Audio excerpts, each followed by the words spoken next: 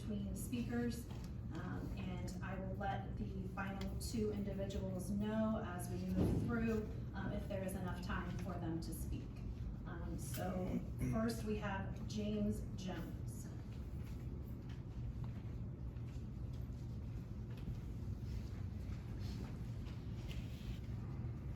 My address is 961 River Trail Drive, Escondido City. I want to thank the board for the opportunity to speak tonight. Before I get started though, I'm referring to a book in the library, and some of my comments will be not too descriptive, but I don't want to offend any minors in the crowd. So I don't know if any minors here would want to leave. I'm not going to use descriptive terms, but I will read what the book is about. That's acceptable.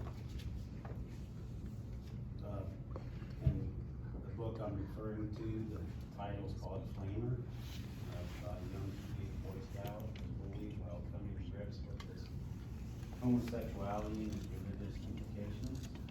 This book has over 50 instances of pretty descriptive profanity.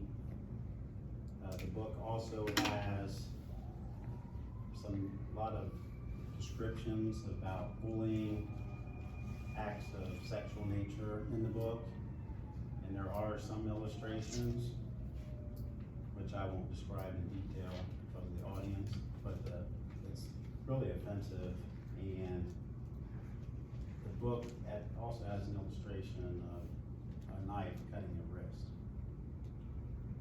As a parent and as a grandparent, I don't see why you would want any type of book like this. Even if you took out the sexual nature of the book, that's offensive.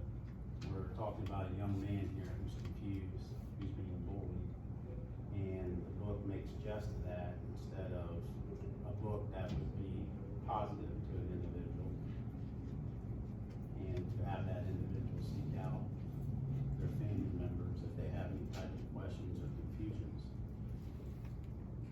I'm not asking for the book to be banned. I'm asking for this book to be removed because of its nature. I do not see how this would be any benefit to any child. And as like I said, as a parent and grandparent, I wouldn't want my children reading this book, nor would I want other children reading this book. It would be, what I see as very destructive and not helpful to a young man if he was truly in this position. And I would expect the board and us as parents and grandparents to protect our children. That's why I know the board's here. I hear about policies against certain behaviors in school. We don't allow drugs, we don't allow alcohol. And I know that the board and us as a community are here to support our children and to provide a very safe environment. And this book, I do not see this book providing a safe environment. And God gives us a responsibility to protect our children. That's why Jesus said in Luke 17:2, it would be better for them to be thrown in the sea with a millstone around their neck than to cause one of these little ones to stumble. And as part of the community, which I am still part of the community, I'm here to support the board, to provide information to the board, because I know it's a difficult job. And that's why, and maybe you're not aware of this material in your library. And that's why I came to allow you to hear, and I don't want to, like I said, go into great detail of this book, because it's pretty descriptive. And like I said, the last picture of someone cutting his wrist, I don't know why you would want that in any book for a young man or a young woman to have access to. It'd be no different than if they went outside this building and looked at something that you didn't want to. Here, you have the ability to make sure that doesn't happen. And I would just ask the board to carefully look at what materials are in your libraries, such as this book, The Flamer, and actually look at this book and decide would I want my children or would I want my grandchildren to have access to this book in a public place? Maybe actually someone in their home is a different story than when you have thousands of children that may have access to a book that you personally do not want them to have access to. Thank you.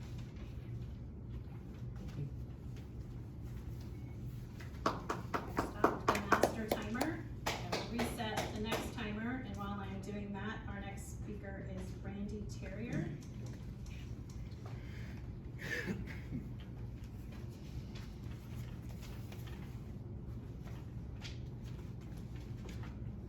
Good evening. My name is Randy Terrier. I reside at 7294 Scioto Parkway. Now that's in Powell, Ohio. This is Delaware.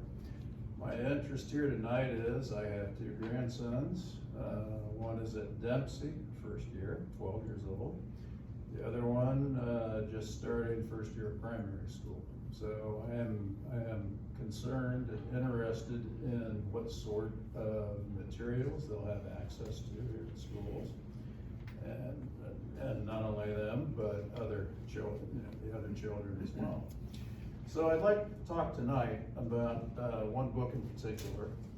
That book is called All American Boys. And it has a really kind of wholesome sounding name.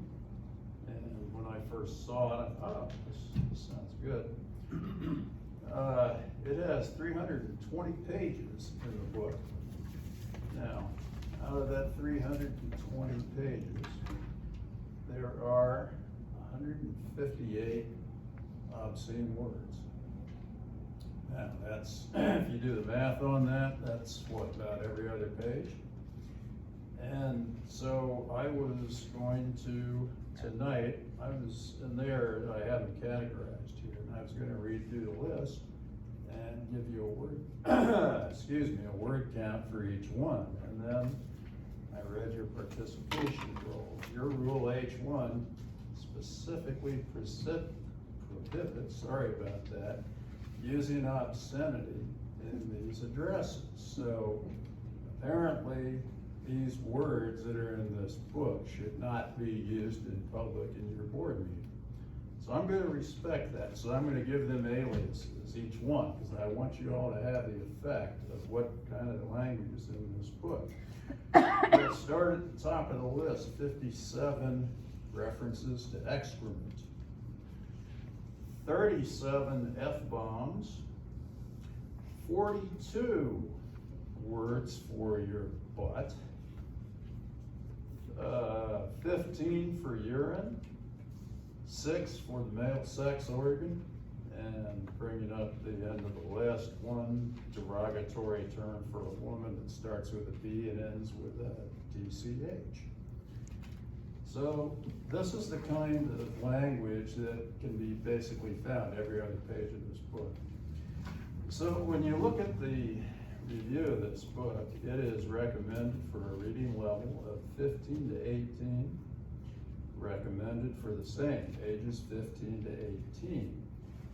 I see it is available in your high school, but I see it's also available in your middle school.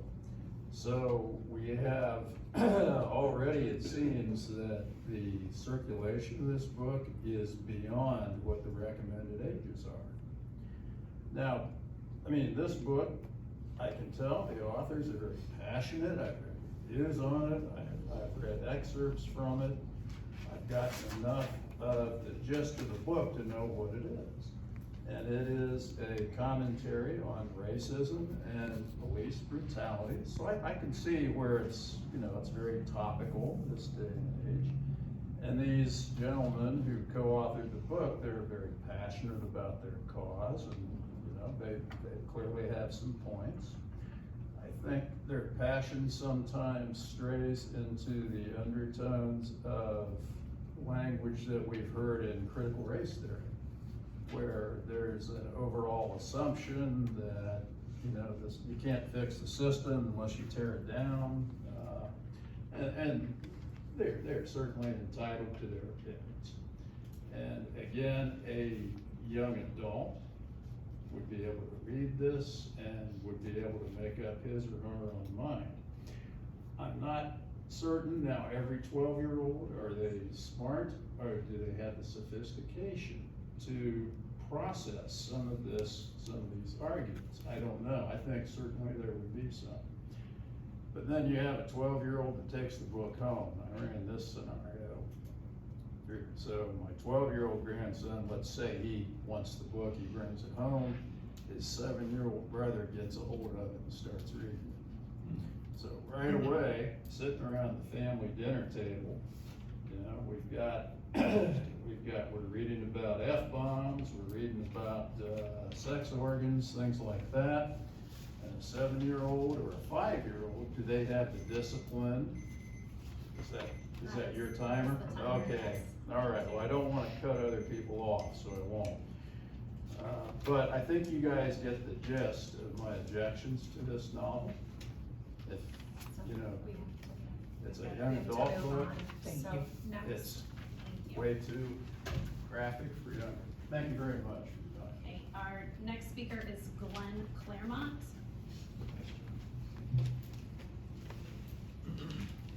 Thank you. Good evening, board.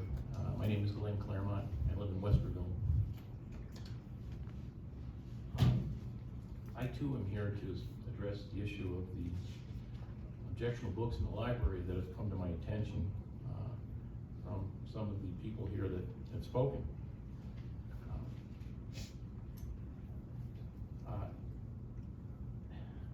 I would characterize the books as being apparent.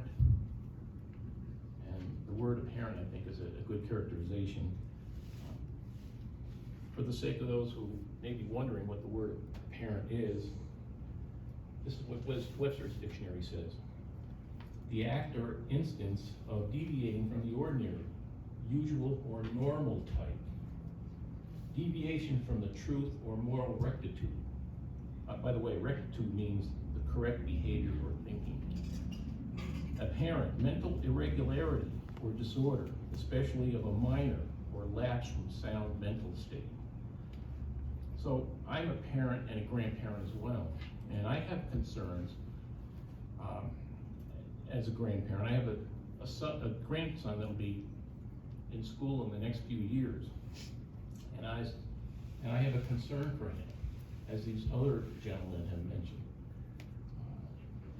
I've always been of the belief that education was the teaching of liberal arts and sciences and the disseminating of knowledge and virtue upon which an independent and responsible lives could be built. So what happened to truth and virtue? Isn't that a man and a woman both a rational and moral being?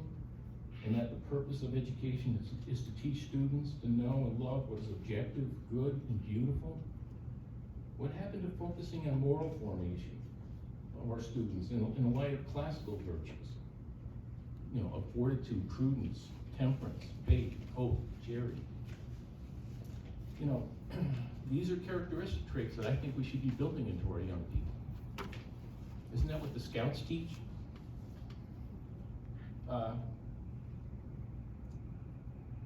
Permit me to just summarize some of these books. I didn't pick out one. I started reading one, and it caused me to start perusing some of the others. So, because of I guess our young people have left. But here's the name of one book. It's called Sold. Sold. Here's what Sold is. The summary of Sold is that this contains explicit, aberrant sexual activities, including rape of a minor, prostitution, and explicit violence. Wow. Here's another one. These are all in the library. Perks of Being a Wallflower. This book contains sexual activities, including assault and battery, sexual nudity, profanity, violence, alcohol, and drug use. I'm going to refrain from some of the words that the books mention. This one is called Shine. They're all for young people, recommended for young people. The summary of this book, this is about a 13-year-old girl who discovers hidden secrets about drugs, alcohol, and sexuality in a small town while seeking to uncover who assaulted her homosexual friend. So the book contains profanity, derogatory terms, alternate sexualities, pedophilia, sexual activities including sexual assault, sexual nudity, drugs and alcohol use and abuse, and violence. Here's another one, The Lovely Bones. The Lovely Bones.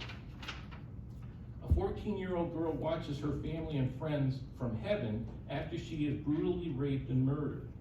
This book contains mild profanity, alternate sexuality, sexual activities including sexual assault, sexual nudity, violence, alcohol use, and suicide commentary. There's 84 profane words in here. I won't even mention them, although I was going to.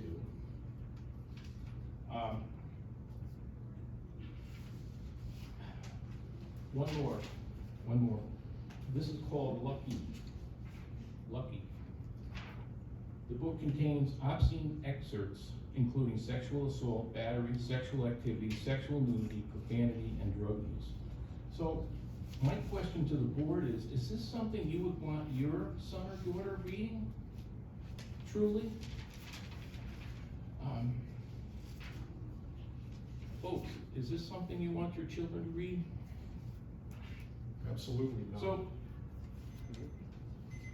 let me end with a few quotes from antiquity. Thank you. Thank you for coming. Thank you. Our next speaker, I'm gonna reset the timer, is Joel Penley.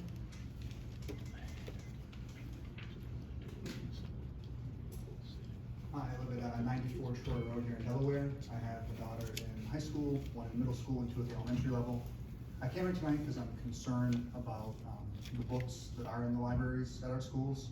What really concerns me more though is that there doesn't seem to be a process to review these books before they get in school. I'm aware there's a process that if someone complains about the books, that then that can be addressed, but that to me seems kind of backwards. We shouldn't be we need a process to not allow these books in the school to begin with. And I kind of want to address the issue that I know a lot of rejoinders are, well, we can't, ban books. I don't want to ban books either, but what I want to do is the same thing we do with our internet access. We have a filter on the internet so that students can access certain information. We should do the same thing with our books. We should have a process that can review the books and say, hey, this is offensive. There might be educational value, but if there's too much offensive material in there, it kind of waters down and dilutes the educational value. So I just really hope that the board will look at that and consider and say, okay, if we're going to protect students on the internet, we should be protecting them with written material as well. I don't want to take up too much time, some of us others here, so thank you. Thanks. Thank you. Okay, while I reset the timer, Deborah Gebert.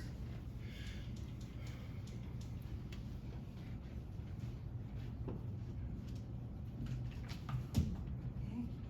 Thank you for the chance to speak again. And I have written copies of what I'm gonna try to get through in 5 minutes, which I will supply to you afterwards, so in case I don't finish.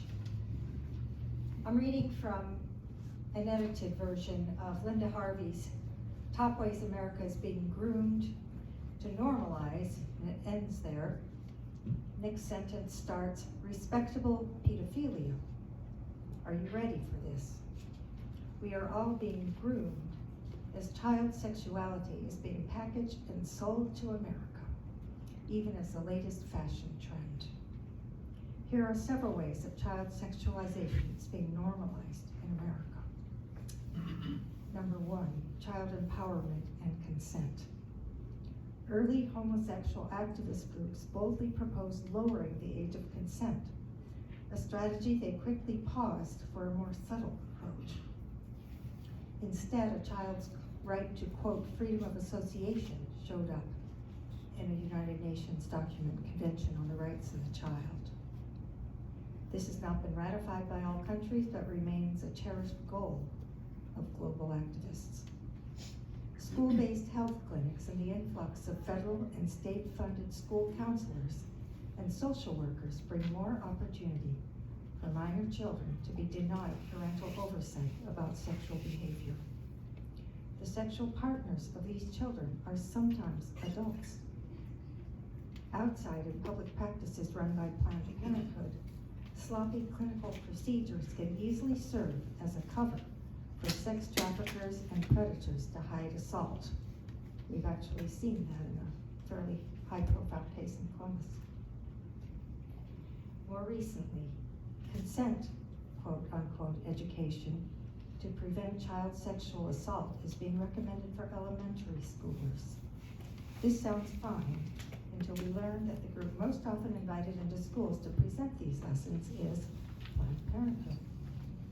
This sexual education not only teaches children that they have a right to say no to unwanted touches, but also that it is their right whenever they feel ready to say yes, whatever age. Number 2, preventing valid objections to LGBTQ advocacy in schools.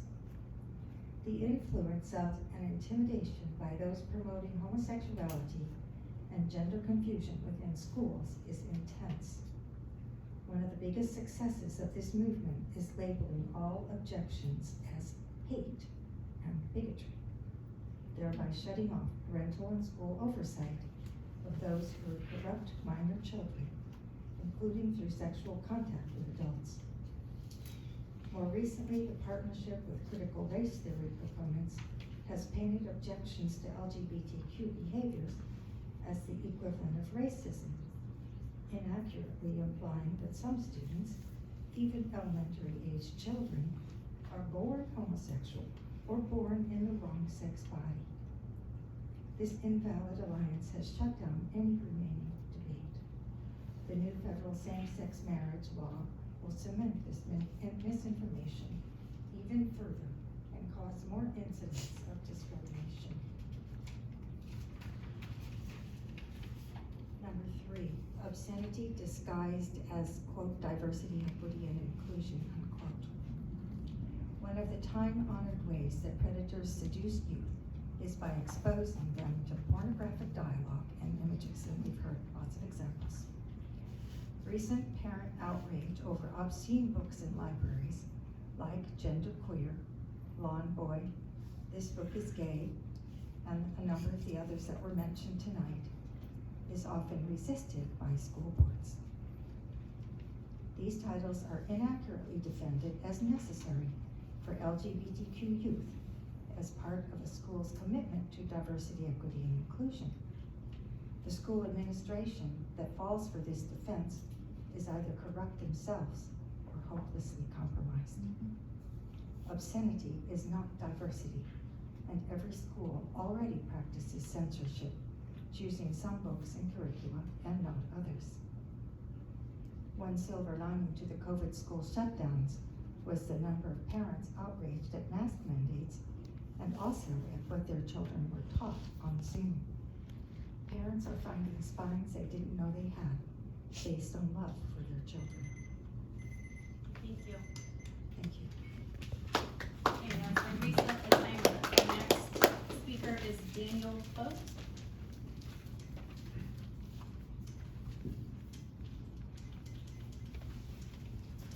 Good evening.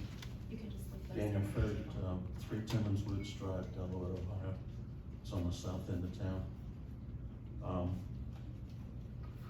I'm here to give a brief book report on the book Sold, which was already touched upon earlier, by Patricia McCormick.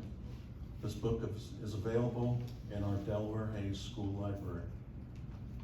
This book is rated young adult fiction. An online review of the book has a warning on the front page. Quote, "This contains explicit, aberrant sexual activities, including rape of a minor, prostitution, and explicit violence," end quote.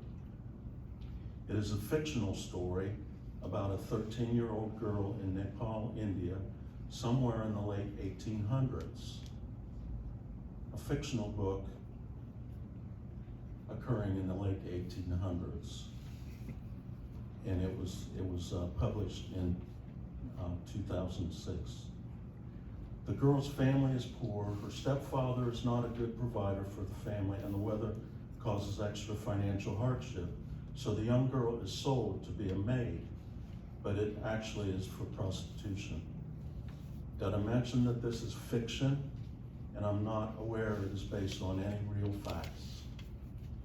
I know that this stuff happens even to this day, but why does it need to be in our library?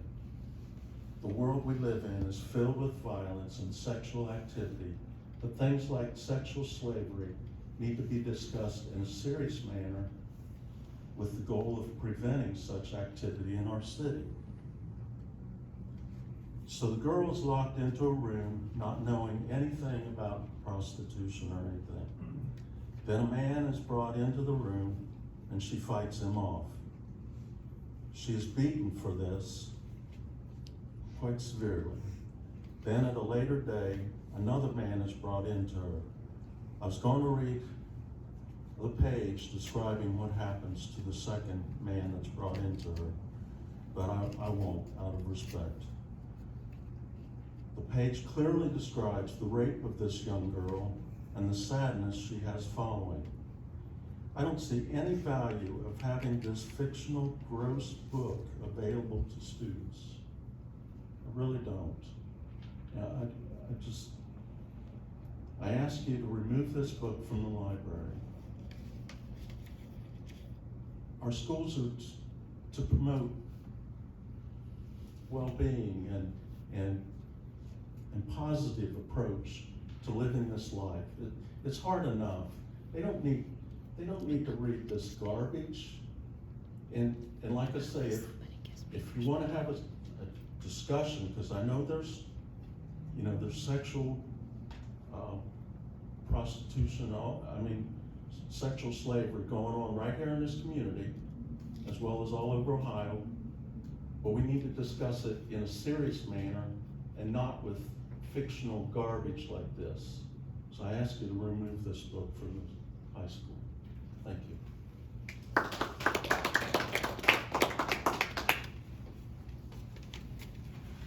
Okay, we have 4 minutes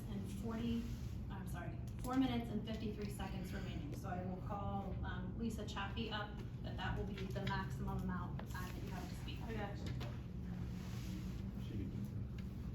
Good evening. My name is Lisa Breedlove Chafee. I'm Director of Parents' Rights and Education for Ohio. I do live in Hilliard. What I'd like to bring to your attention, and I'd really like you to seriously think about this.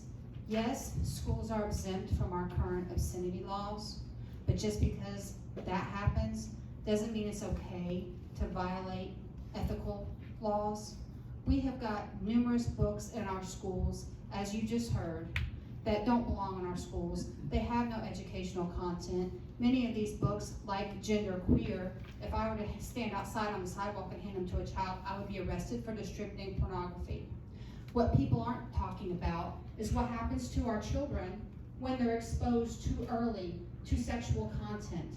The NIH has done a study, and I will gladly email that to you when I get home, that describes children who are 7th graders, is who they focused on, being exposed too early to sexual content leads to high rates of addiction to sex, addiction to pornography, teen pregnancies, sexually transmitted diseases, and many other things that we hear about in the adult world. But by allowing them to be exposed to this kind of content, it's starting them off at a very early age, and it's stunting their growth mentally, emotionally, because we all know what sex is like. It can be addicting even for anybody. It's like a drug. So we need these kids to be focused on learning how to be good citizens, on figuring out who they are as individuals without having to worry about learning about sex acts. And Gender Queer, as I understand, your review committee has agreed to keep it in the book. In the libraries, excuse me, I'm trying to hurry up. I would like for you to seriously consider, do you want your child to have access to a book where they can go online and buy a dildo? Because that's in Gender Queer. They're describing in Gender Queer sexual acts explicitly. Do you want your children to be exposed to that? Because we don't. This is not about banning books. If a parent wants to have their child read these kind of books, they can go down the street to the public library or order it on Amazon. Please, I'm begging you to seriously consider your review process for bringing books into the libraries.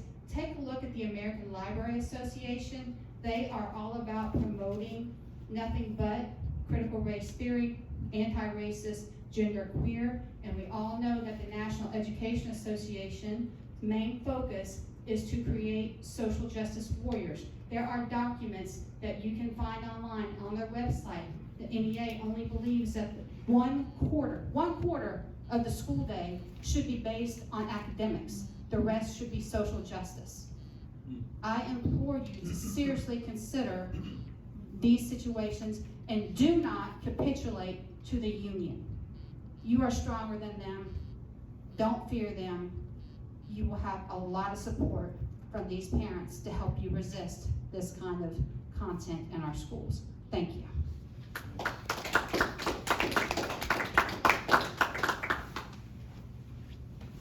Sorry, our final speaker that is signed up this evening is Scott McVicker. You have 1 minute and 24 seconds. Aren't you lucky? Fast talker.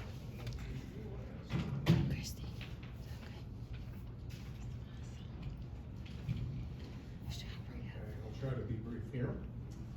I recently looked at the report cards for 3 of the school districts in our vicinity, Delaware City, Buckeye Valley, and Big Walnut, and compared how the districts are doing in preparing our students for college.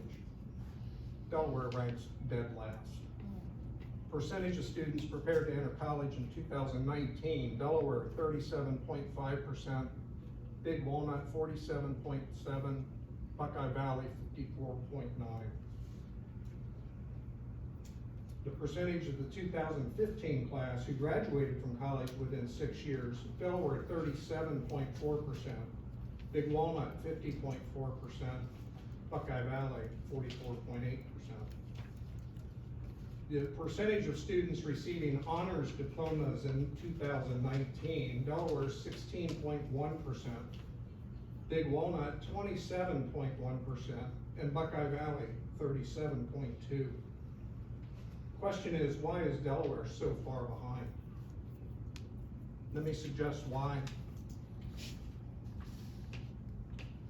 This board and administration have failed students of this district. You have allowed graphic pornographic images depicting extreme violence, perverted sexual activity, and masturbation, excretion, sadomasochism, rape, all in the Thank name you. of what? This concludes public participation for this evening. You failed the students of this school Thank district. you, Take a Mr. seat. Vicker. It's the end of our public participation. Andy, The sit down, time Mr. has come to Vicker. replace you, You are done. one by one. That's great. You just go ahead. Our next part of our board meeting? Okay. Yes. We'll work on it.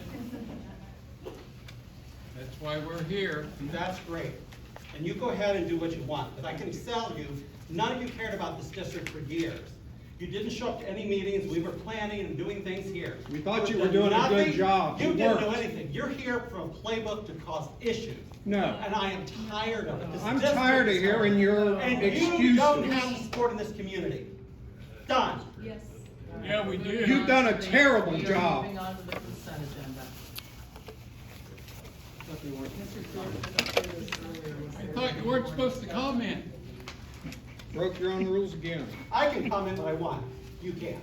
Oh, yes, we Did we have any can. more discussion on Yes, we this can. part of the agenda? If not, may I have a motion to approve?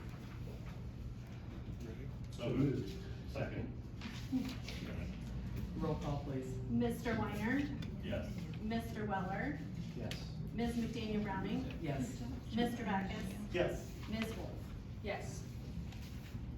And 4.1 was discussion about Debbie Wood as a rehire. Mr. Stewart. Thank you very much. Debbie Wood has been recommended for reemployment in this district. This would serve as the hearing or meeting requirement under ORC for notification to the community. Notification was put out at the last board meeting. Is there anyone here for comment regarding the rehire of a previously retired public employee? Seeing none, that would conclude this hearing with the board's permission. Thank you, Mr. Stewart. Thank you. We will be bringing her rehire to at your next meeting. Thank you. 5.1 is the contract with Sunbelt Staffing. Are there any questions regarding that? May I have a motion to approve? So moved. Second. Roll call, please. Mr. Backus? Yes. Mr. Weller? Yes. Mr. Weiner? Yes. Ms. McDaniel Browning? Yes. Ms. Wolf? Yes. And that brings us to superintendent's comments. I do not have anything additional this evening. Ms. Wolf, do you have any reports for us? I would just like to highlight that this Thursday, the 12th at 7 p.m., we're having the fundraiser for the McGraw family, the Alice Fight Club volleyball game. Both students and teachers are participating, and it'll be a really positive community event in our time, and I really suggest as many people come out as they can, because it's been very much so highlighted in the Hayes community, and it's spreading all throughout Delaware. But that is all I have. Great, thank you. Upcoming calendar, no school on January 16th for Martin Luther King Jr. Day. We will have College Credit Plus information nights on January 17th and February 8th. And then no school on February 17th for Teacher in Service and the 20th for President's Day. Last thing is 9.0 executive session. I recommend the board enter into executive session for the purpose of considering the appointment, employment, dismissal, discipline, promotion, demotion, or compensation of an employee or official, or the investigation of charges or complaints against an employee, official, licensee, or student, unless the employee, official, licensee, or student requests a public hearing. May I have a motion to enter executive session? So moved. Roll call, please. Mr. Weller? Yes. Mr. Weiner? Yes. Ms. McDaniel Browning? Yes. Mr. Backus? Yes. Ms. Wolf? Yes. There will be no action following executive session. Thank you.